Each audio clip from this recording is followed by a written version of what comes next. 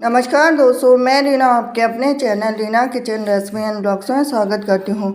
तो कार्तिक माह है, सबसे पवित्र महीना अगर हम 12 महीनों में से मानते हैं तो कार्तिक का महीना पहला ऐसा शुभ दिन है जो कि पूरे महीने भर इसमें काफ़ी महत्व रखते हैं। इसमें हर देवी देवताओं की पूजा की जाती है, भगवान विष्णु से लेकर शिव जी से लेकर लक्ष्मी मैया से लेकर सब तक। तो आज हम जानेंगे सोमवार की व्रत कथा कार्तिक मास की। तो एक नगर में बहुत ही धनवान साहूकार रहता था। उसके घर में धन की कमी नहीं थी, परंतु वह बहुत दुखी था क्योंकि उसके कोई पुत्र नहीं था। वह इसी चिंता में दिन रात दुखी रहता था। पुत्र की कामना के लिए वह प्रत्येक सोमवार शिव जी का व्रत और पूजन किया करता था तथा सायंकाल मंदिर जाकर शिव जी के सामने दीपक जलाया करता था। उसके इस भक्ति भाव को देखकर एक समय माता पार्वती ने शिव जी से कहा कि हे नाथ, यह साहूकार आपका अनन्य भक्त है, सदैव आपका व्रत और पूजन बड़ी श्रद्धा से करता है, आपको इसकी मनोकामना पूर्ण करनी चाहिए। शिव जी ने कहा कि हे पार्वती, यह संसार कर्म क्षेत्र है। जैसे किसान खेत में जैसे बीज बोता है वैसे ही फसल काटता है, इसी तरह से मनुष्य संसार में जैसा कर्म करते हैं वैसा ही फल भोगते हैं। माता पार्वती ने अत्यंत आग्रह से कहा कि हे प्रभु, यह आपका अनन्य भक्त है और अगर इसको किसी प्रकार का दुख है तो उसे आपको अवश्य दूर करना चाहिए। आप तो सदैव अपने भक्तों पर दयालु होते हैं और उनके दुखों को दूर करते हैं। यदि आप ऐसा नहीं करेंगे तो मनुष्य आपका पूजन और व्रत क्यों करेंगे।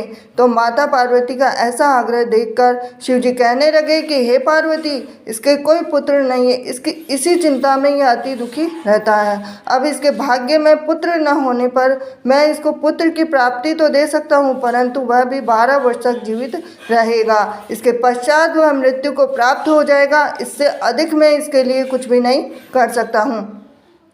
माता पार्वती और भगवान शिव का यह वार्तालाप साहूकार सुन रहा था, तो इससे साहूकार को न तो प्रसन्नता हुई और न ही दुख हुआ। वह पूर्व के समय शिव जी का व्रत और पूजन करने लगा। अब कुछ समय के बाद में साहूकार की स्त्री गर्भवती हुई। घर में बहुत धूमधाम से खुशियाँ मनाई गई, लेकिन साहूकार के मन में तो था कि वो तो केवल 12 वर्ष तक जिंदा रहेगा, उसके बाद में उसकी कोई भी आयु नहीं थी। तो अब जब बालक 11 वर्ष का हो गया तो बालक की माता ने पिता से उसके विवाह करने की बात कही। अब साहूकार बोला कि अभी तो इसको पढ़ाई लिखाई के लिए काशी भेजो, फिर उसके बाद में इनका विवाह करेंगे। अब साहूकार ने बालक के मामा को बुलाकर उसको बहुत सारा धन देकर बालक को काशी पढ़ने भेज दिया। अब रास्ते में जावे तो यज्ञ ब्राह्मण को करावे, दक्षिणा देते हुए जावे। तो दोनों मामा भांजे यज्ञ करते हुए गए, ब्राह्मण को भोजन कराते हुए गए। अब रास्ते में एक शहर पड़ा और उस शहर के राजा की कन्या का विवाह हो रहा था, परंतु जो राजकुमार विवाह करने के लिए आया था वो तो खुद ही करना था। अब राजकुमार को देख राजकुमारी और उसके माता पिता विवाह में किसी भी प्रकार के अड़चन पैदा ना कर दे, इस वजह से उन्होंने उस सुंदर मनभावन लड़के को देखा तो उनके मन में विचार आया कि क्यों ना इस लड़के को वर के रूप में ढूंढ लिया जाए। तो ऐसे मन में विचार करके राजकुमार के पिता ने उस लड़के और उसके मामा से बात कर ली। अब दोनों राजी हो गए। दूल्हे का वेश बनाकर उनको कपड़े पहनाकर घोड़ी पर बिठा दिया। अब कन्या के द्वार पे पहुंचे तो सभी कार्य उनकी प्रसन्नता से पूर्ण हो गए। अब राजकुमार के पिता ने सोचा कि यदि विवाह का कार्य भी उसी लड़की से करा दिया जाए तो क्यों बुराई है, इसमें कोई बुराई नहीं है।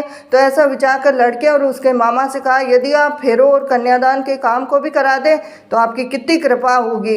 अब सेठ का पुत्र जिस समय जाने लगा तो उसके राजकुमार की चुनरी के पल्ले पर लिख दिया कि तेरा विवाह मेरे साथ हुआ है, परंतु जिस राजकुमार के साथ तुझे भेजेंगे वो तो खुद ही करना है। अब मैं काशी जी पढ़ने जा रहा हूँ। अब सेठ के लड़के के जाने के पश्चात राजकुमारी ने जब अपनी चुनरी पर ऐसा लिखा हुआ पाया तो अंधे राजकुमार के साथ जाने से मना कर दिया। अब उसने अपने माता पिता को सारी बात बता दी और कहा कि यह मेरा पति नहीं है, मेरा विवाह इसके साथ नहीं हुआ, मेरा विवाह तो जिसके साथ हुआ जो काशी जी पढ़ने गया है। अब राजकुमारी के माता पिता ने अपनी कन्या को विदा नहीं किया और बारात वापस चली गई। अब उधर सेठ का लड़का मामा काशी पहुँचे। अब वहाँ जाकर उन्होंने यज्ञ कराया, लड़के ने पढ़ना शुरू किया। अब जैसे ही उसकी उम्र 12 वर्ष थी तो लड़के की अचानक तबीयत खराब हो गई। अब उसने अपनी मामा को बोला कि मेरी तबीयत बिल्कुल भी ठीक नहीं है। तो मामा ने कहा कि अंदर जाकर सो जा। थोड़ी देर में ही उनके प्राण निकल गए। जब उसके मामा ने कहा कि उसका भांजा मृत पड़ा तो रोना पीटना मचा दूंगा, तो यज्ञ का काम अधूरा रह जाएगा। अब यज्ञ का कार्य जैसे ही समाप्त हुआ तो सबने रोना पीटना शुरू कर दिया। अब उधर से माता पार्वती और शिव जी जा रहे थे। जब उन्होंने ज़ोर ज़ोर से रोने की आवाज़ सुनी तो पार्वती जी कहने लगे कि हे नाथ, कोई दुखिया रो रहा है, इसके कष्ट को दूर कीजिए। जब शिव पार्वती वहाँ पहुँचे तो उन्होंने पाया कि वहाँ एक लड़का था, उसको आपने वरदान से उत्पन्न हुआ है। तो शिव जी ने कहा कि हे पार्वती, इसकी आयु इतनी ही थी, वह भोग चुका है। तो पार्वती जी ने कहा कि हे नाथ, इस बालक को और आयु दे दो, नहीं तो इसका माता पिता तड़प तड़प कर ही मर जाएंगे। माता पार्वती के बार बार आग्रह करने पर शिव जी ने उसको जीवन का वरदान दिया। शिव जी की कृपा से उसका लड़का जीवित हो गया। अब इसके बाद में माता पार्वती कैलाश पर्वत चले गए। शिक्षा पूर्ण होने पर जब लड़का और उसके मामा यज्ञ करते हुए ब्राह्मणों को भोजन कराते हुए दक्षिणा देते हुए घर की ओर चले तो रास्ते में उसी शहर में आए और जहाँ उस लड़के का वहाँ की राजकुमारी से विवाह हो रहा था, वहाँ जाकर उन्होंने यज्ञ प्रारंभ किया। लड़के के ससुर जी आए, राजा ने उनको पहचान लिया, महल में ले जाकर उनकी आव भगत की, जैसे दास दासियाँ सहित आदर पूर्वक अपनी राजकुमारी और जवाई को विदा दिया। वहां से विदा होकर सेठ का लड़का अपने मामा और पत्नी सहित उसी तरह यज्ञ कराते हुए ब्राह्मणों को भोज कराते हुए दक्षिणा देते हुए अपने घर के लिए चले गए। घर जाकर लड़की ने अपने माता पिता को सारी बात बताई। इससे वे बहुत ही प्रसन्न हुए। शिव पार्वती, जैसे आपने सेठ और उसके परिवार को दिया वैसे सभी को देना। सोमवार व्रत कथा कहने सुनने हुकारा देने वालों को सबको देना। ये थी आज की सोमवार की व्रत कथा।